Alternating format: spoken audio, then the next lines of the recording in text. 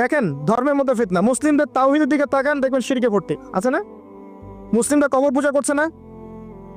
আপনাদের এখানে নাই? মাজার পূজা করছেন না? কথা বলে রাগ করলে কিচ্ছু করার নাই, কিন্তু মাজার পূজা শিরক, এটা মনে রাখতে হবে আপনার।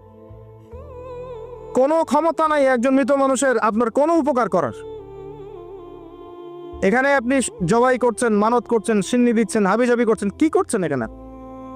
আর ইন্না সলাতি ওয়া নুসুকি ওয়া মাহইয়ায়া ওয়া মামাতি লিল্লাহি রাব্বিল আলামিন, এটা কোথায়?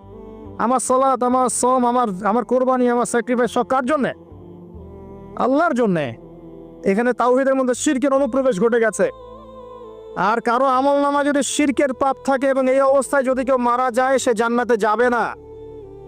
নবী সাল্লাল্লাহু আলাইহি ওয়াসাল্লামকে বলা হচ্ছে লা ইন আশরাকতা লা ইয়াহবাতান্না আমালুক। সূরা জুমার পড়ে দেখেন, যদি তুমিও শিরক করো তোমার আমল নষ্ট করে দিব আমি।